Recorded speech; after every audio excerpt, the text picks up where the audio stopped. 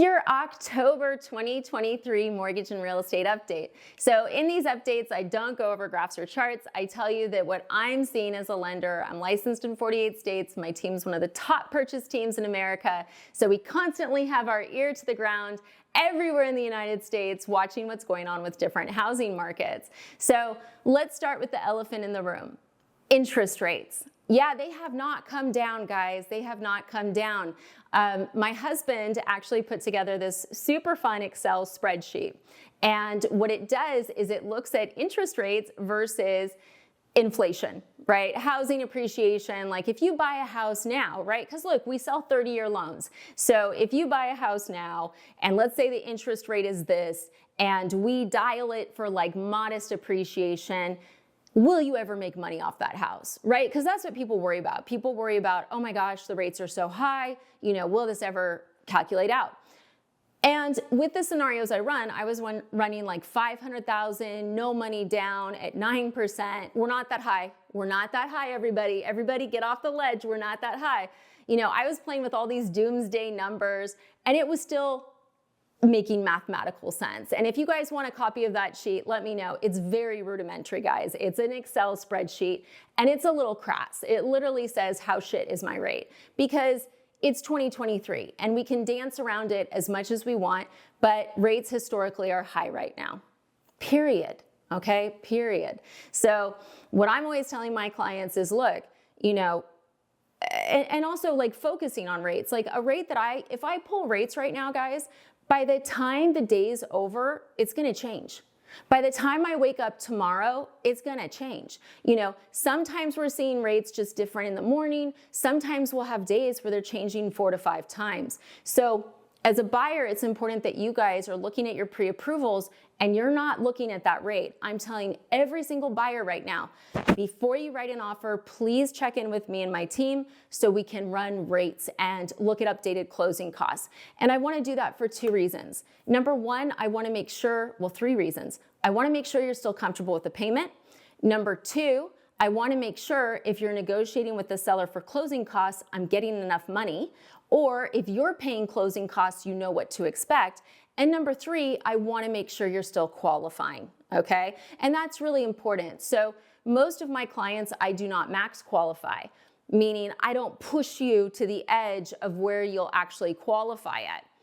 But a lot of lenders do. So if you guys are working with another lender, I strongly encourage you to check in with that lender before you write an offer, get updated numbers, get updated rates. If they don't want to do that, we know what to do. Dump them and call me. I'm going to make that a catchphrase. Dump them and call me. Yes. Okay. Great. Rates. Okay, and what's the forecast on that? So a couple months ago, economists were saying that rates were going to drop early next year, late this year. Now they've revised that, and they're saying that rates are going to drop at the end of next year. So talking to people in the industry that I know that are pretty high up when it comes to monitoring rates, dealing with all of this, right? These are people who've had careers that have focused on what rates are doing for 20, 30, 40 years. What they're saying is, look, expect the unexpected through the end of the year, period. Credit cards, this is crazy. So we've talked about, maybe in a different video, how much debt is out there right now. Crazy, right? Credit card defaults are also at a 30-year high. That's a scary, scary situation. Credit card defaults in America are at a 30-year high. So how could the Fed justify pushing rates up more? And look, it doesn't 100% correlate to the mortgage market, but how can they justify it, right? They're looking at inflation and jobs, and those numbers are not as scary as that credit card number. So it's going to be really interesting to see throughout the end of the year that push me and pull me, because we've got student loans coming back to repayment, but there's also a lot of programs coming out from the White House on that. There was a new program called SAVE I saw recently.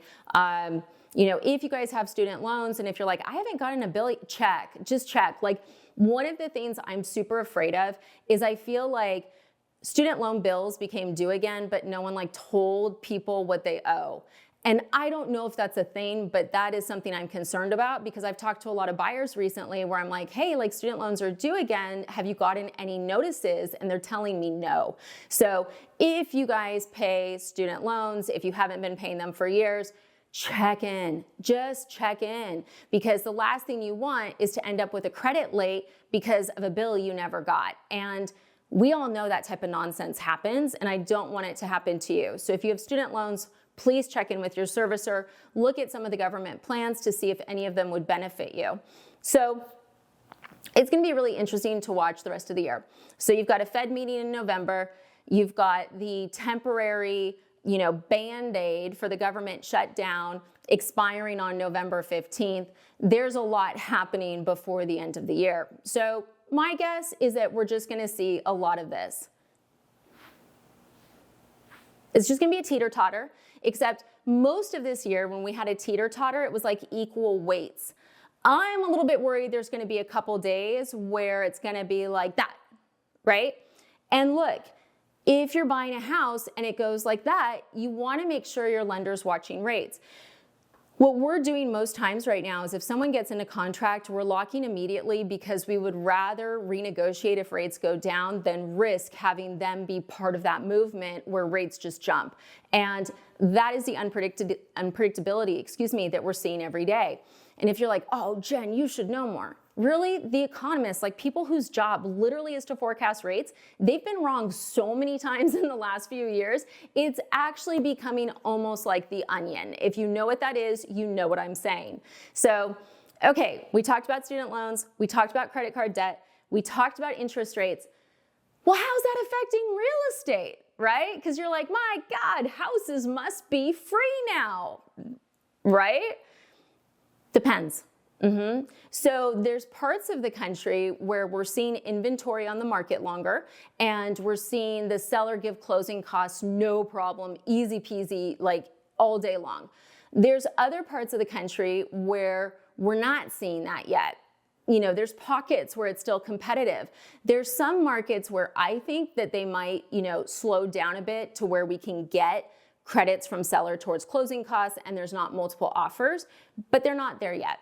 So it's very interesting. It's very market by market. So anything that you're watching on YouTube or national news, there's nothing consistent in America right now. Seriously. Once again, if you missed it in the beginning of the video, I am licensed in 48 states.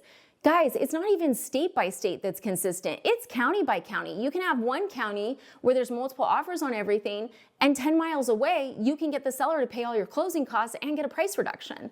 It's very market specific. So you guys are gonna wanna be paying attention to the market that you're looking at when you're looking at the news that's saying, oh, housing prices went down, or there's multiple offers, or whatever the national news is saying. I'm telling you right now, it is so granular, and the differences are staggering.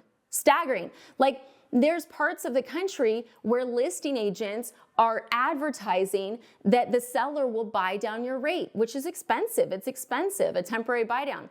There's other parts of the country where they're still getting 20 offers. So very, very market by market. What else do I think is really important right now?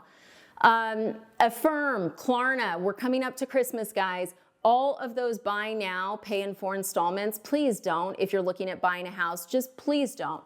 We're starting to see some really interesting stuff, like the underwriters are looking for it on bank statements. It's getting calculated into your debt to income on a lot of loans. There's some of these companies where people think that it's not hitting their credit, but there is. We had a gentleman recently where he had opened up a credit line with one of these big providers, and he thought it was one credit line, and we got his credit report. He had 40 accounts. 40. Every time he bought something, they opened up a new trade line on his account.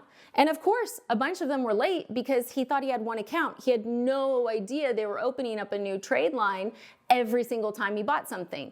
Hammer, new trade line. Nails, new trade line. It was crazy. So really, as we head into Christmas, be very careful.